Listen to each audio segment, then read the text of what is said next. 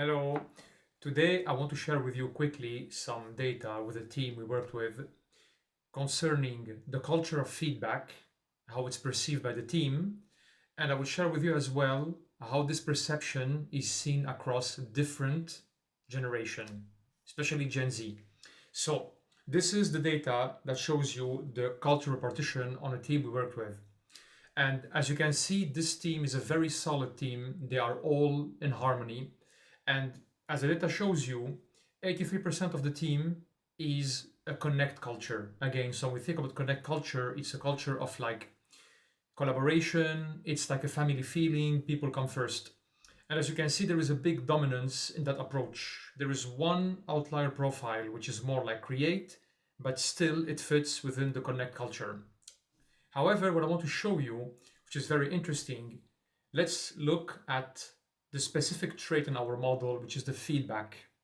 And by looking at this data, you can see that suddenly that team that overall is a very connect culture, when it comes to the feedback trait, the dominance is now create.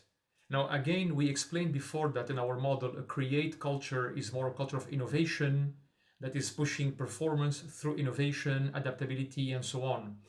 And when you think about feedback culture and seen as create, you can imagine the way you want. But an example can be, for example, we perceive innovation in the process or the mechanism of delivering feedback or the approach.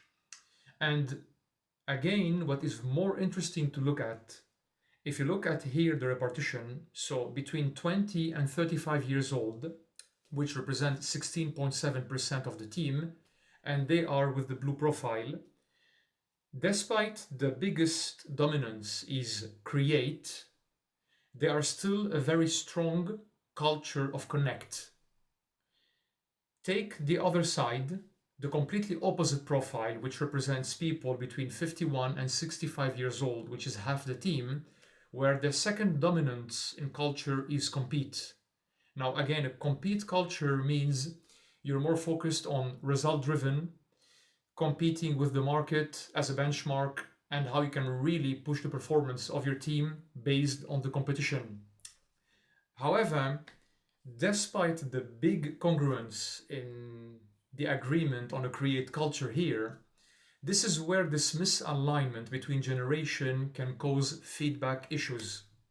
So if you have someone in Gen Z that their perception is more towards connect, collaborate in the feedback approach, while you have someone older than them that can be their manager in most cases, who is delivering feedback and their perception is really around result oriented competition, the market, you can really see where this misalignment can cause issues in the delivering feedback.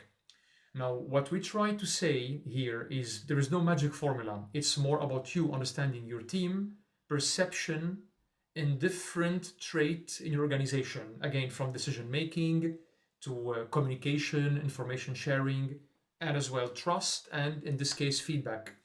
And if you, as a leader, you're able to understand where your team is dominant, what is their perception of the culture, you can then align your feedback to meet their expectations and ensure minimal resistance and maximum efficiency. It doesn't mean that someone on the orange profile needs to sacrifice their tendency, their perception, their desire, but it means that every generation can learn from each other.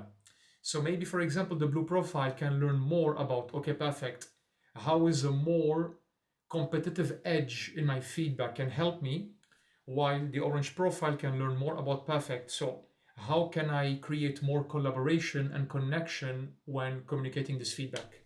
Thank you so much and see you next time.